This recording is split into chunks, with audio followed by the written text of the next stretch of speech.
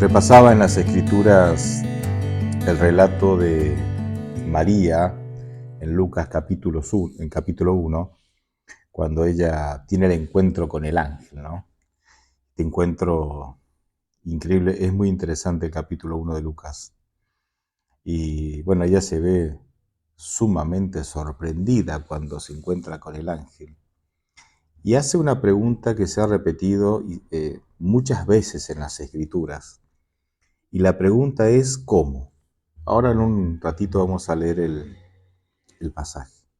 ¿Cómo? ¿Cómo es posible que yo, que todavía no he conocido, no he tenido intimidad con un hombre, pueda quedar embarazada? ¿Cómo? Y puedo compartir otros pasajes, ¿sí? Tengo acá a mano abierto en mi Biblia Jueces 6, versículo 15. Acá está el encuentro de Dios con Gedeón, ¿no? Y bueno, Dios le pide que reúna un ejército. Después cuando uno lee toda la historia, va a encontrar que el ejército resulta ser 300 israelitas contra unos 135.000 soldados de una coalición de países, ¿no?, que atacaban a Israel. Y en el capítulo 6, versículo 15, dice, Gedeón le respondió de nuevo.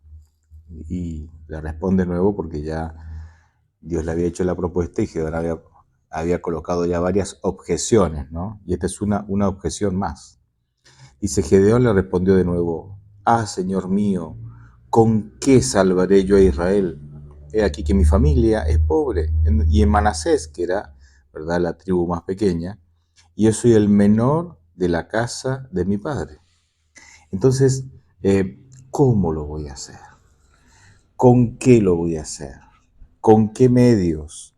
¿De qué manera yo lo voy a hacer? Esa es la pregunta que muchas veces aquellos que vivieron al servicio de Dios o que se animaron a incluir a Dios en sus vidas, se preguntaron. Israel sale de Egipto, Dios los lleva hasta el Mar Rojo, ¿no? ¿Y cómo vamos a cruzar? ¿Qué vamos a hacer ahora, no? Y tenían que animarse a cruzar, ahí Dios tenía la solución. Ahora sí voy a ir al versículo de Lucas 1:34, ¿no? Y dice allí, entonces María le preguntó al ángel, el ángel les da las buenas noticias de que ella es la favorecida, ¿no?, la elegida. Y María dice, entonces María le preguntó al ángel, ¿cómo será esto? Pues no conozco varón. O sea, no he tenido relaciones íntimas con ningún varón. ¿Cómo es posible que yo esté embarazada?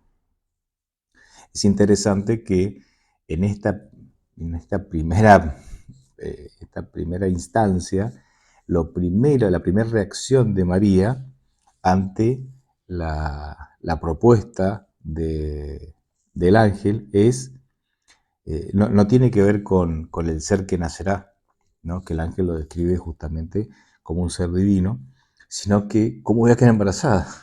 Bueno, después vemos quién nacerá, pero en primer lugar, sacame esta duda. ¿Cómo voy a quedar embarazada? O sea, ¿cómo es posible que esté embarazada si no conozco varón? Y podríamos citar otro. Me gusta mucho también el tema el de Nicodemo, ¿sí? El caso de Nicodemo en Juan 3, capítulo precioso también.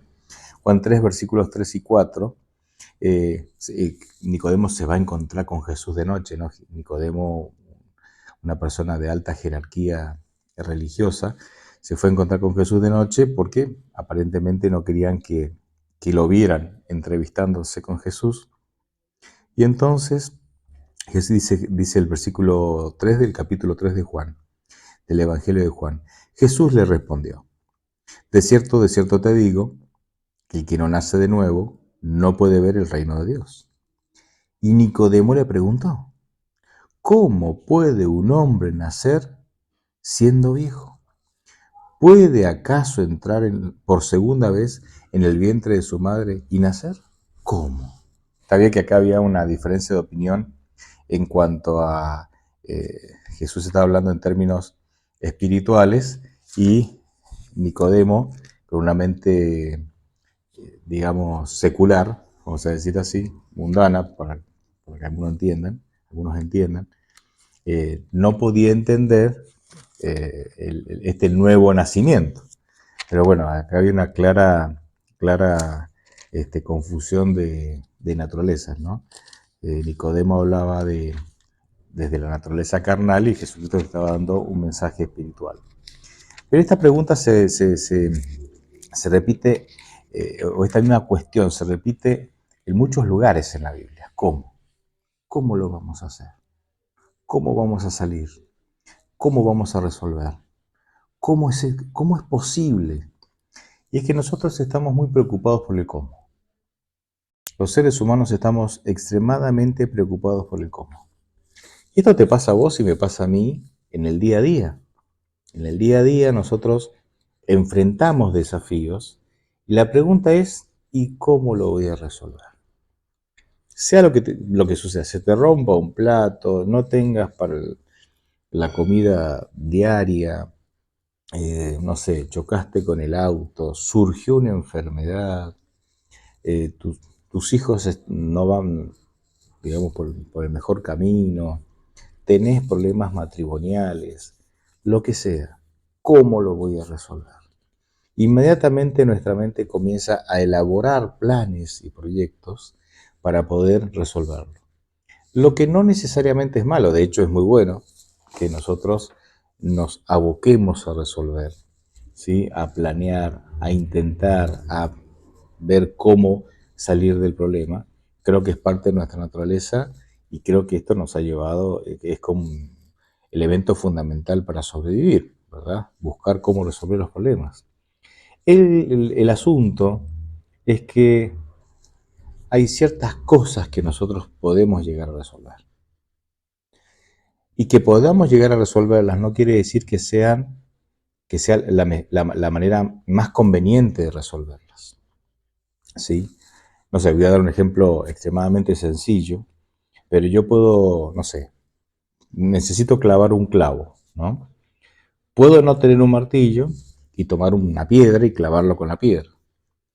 ¿Solucioné el problema? Sí, pero tal vez no es no es la solución más conveniente porque lo ideal hubiera sido ¿qué? El martillo. Bueno, pero lo solucioné. Y a veces nosotros nos acostumbramos o nos conformamos, tal vez esa sea la palabra más adecuada, nosotros nos conformamos a esas soluciones que no son las más convenientes, pero son con las que finalmente más o menos zafamos. Y Dios tiene una propuesta superior. Y ahí está el objetivo de tal vez esta reflexión que quiero compartir con ustedes. Dios tiene una propuesta superior. Si le permitimos que Él pueda, de alguna manera, eh, avanzar en nuestra vida, integrar nuestra vida, ser parte de nuestra vida, y de esa manera Él pueda, con sus recursos, con su poder y por sobre todas las cosas su amor, resolver aquellas cosas que nosotros tal vez las podamos resolver, algunas, pero por sobre todo algunas otras, muchas otras, que no podemos resolver. Mucha de la angustia, del estrés, del insomnio y de los problemas de salud que hoy enfrentamos es por esta exigencia a la cual muchas veces no llegamos. No llegamos a resolver todo. Y mucho más, cuando el desafío te lo pone Dios.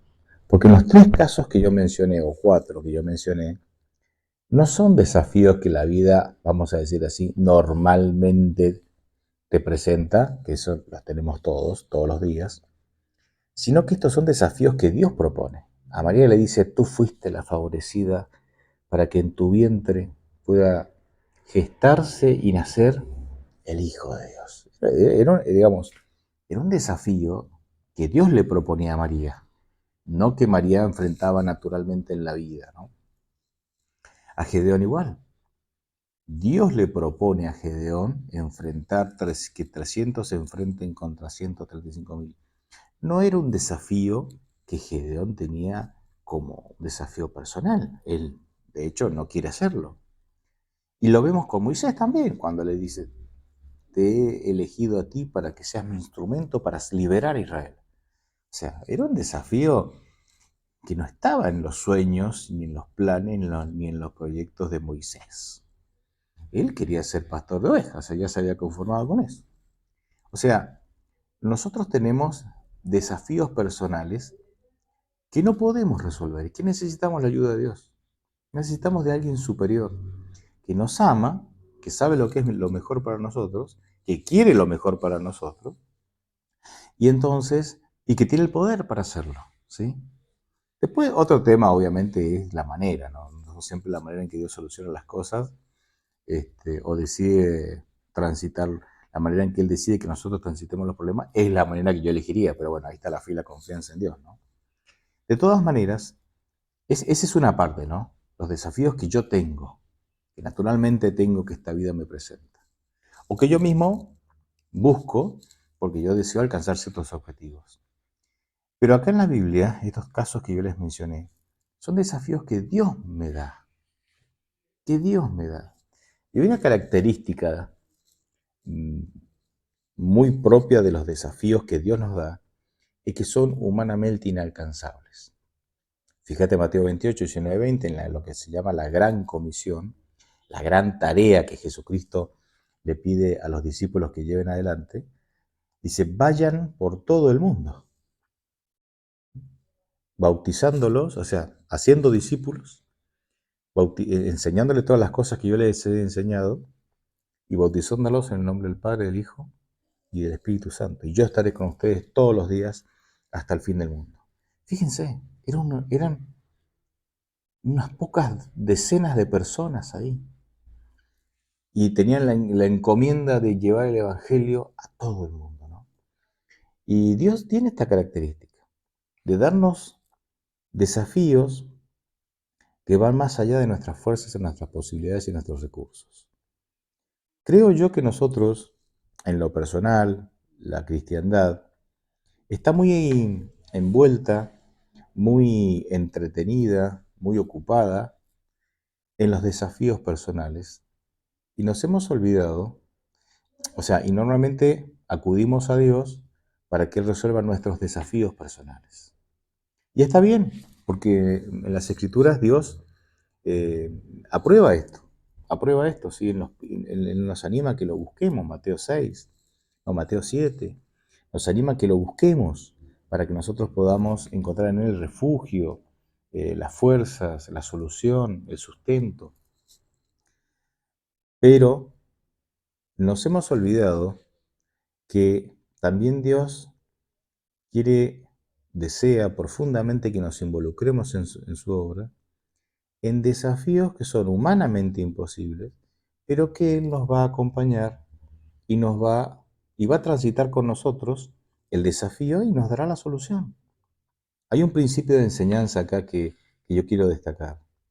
Yo con mis desafíos personales tengo que aprender a resolverlos con Dios, mediante el poder de Dios, mediante el amor y los recursos que Dios me da, porque esa es mi escuela, es ahí donde yo aprendo cómo se resuelven los desafíos para luego aplicar las lecciones aprendidas en mi vida personal, en cómo permití que Dios resolviera mis problemas, esa enseñanza, eso, esas cosas que aprendí, esa manera de resolver los problemas, ahora yo los tengo que aplicar, ¿sí?, en la obra de Dios.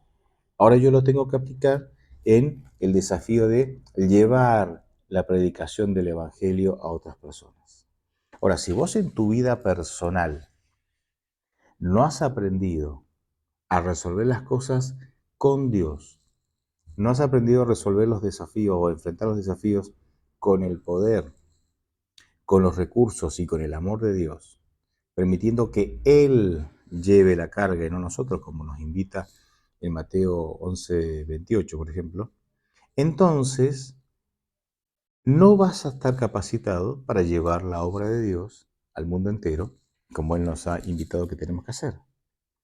Entonces, yo creo que este puede ser parte del fracaso de por qué muchas veces nosotros no nos involucramos en la obra de Dios.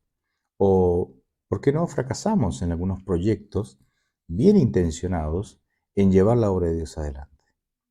Porque no hemos aprendido en nuestra vida cotidiana a resolver los problemas con Dios, es decir, a permitir que Dios se haga cargo de nuestros problemas, Él lleve nuestras cargas y de esa manera nosotros descansando en Él, transitamos el problema con Él y transitamos la solución con Él, ¿sí? Experimentamos la solución con Él.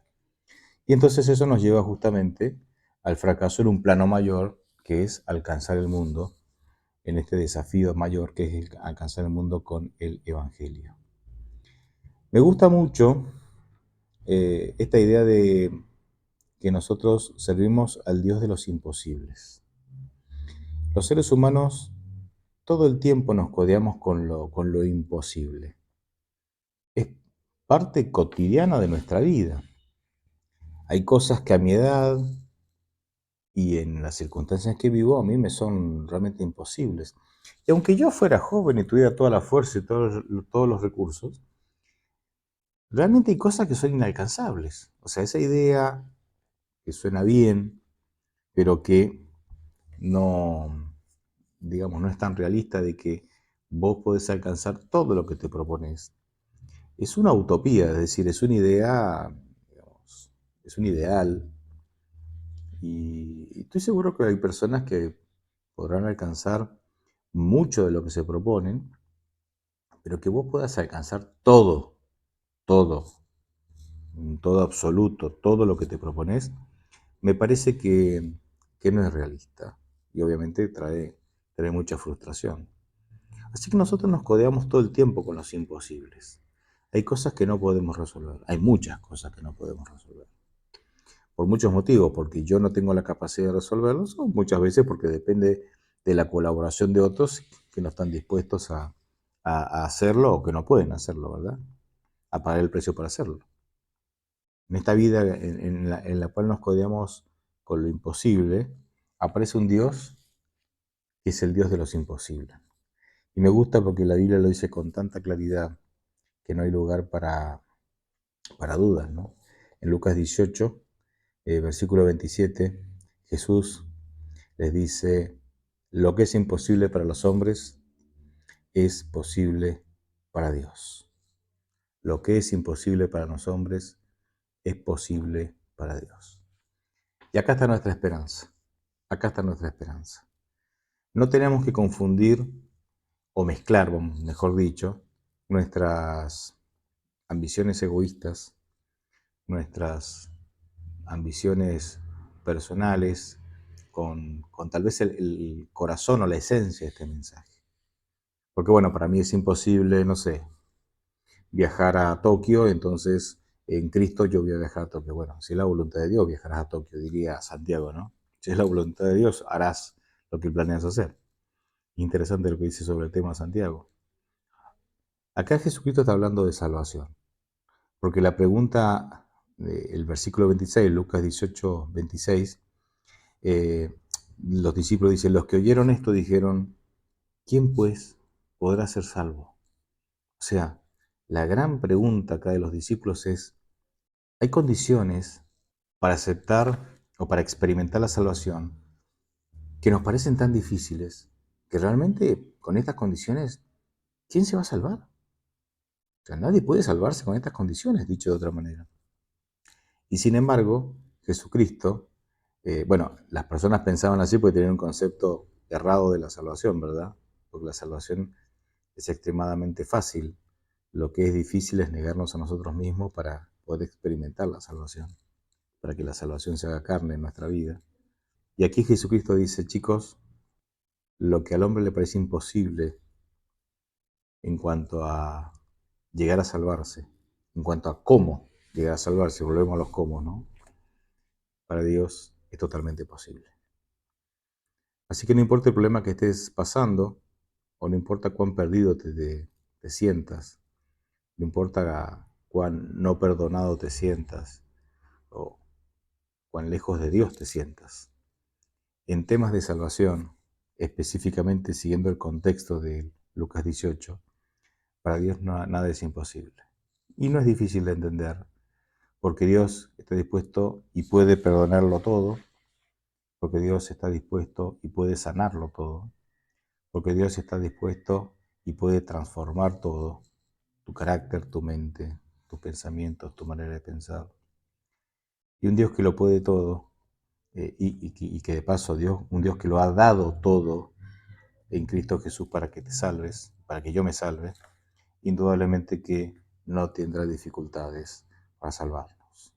Indudablemente que para Él no es imposible salvarnos. Bueno, te animo a que puedas conocer más a este Dios que no tiene imposibilidades, que no hay imposibles que lo limiten, que lo único que lo puede limitar es nuestra decisión de no permitir que ingrese a nuestra vida, y que aún así Él nos llama, nos insiste, nos sigue, y todos los días, sin abandonarnos en ningún momento, para que nosotros podamos decirle sí, y Él pueda cambiarnos, salvarnos en primer lugar, y obviamente nos ama demasiado para dejarnos como estamos. Así que, además de salvarnos, también cambiarnos, para que seamos felices, para que vivamos conforme a sus caminos y para gloria de su nombre. Ojalá lleguemos allí. Amén.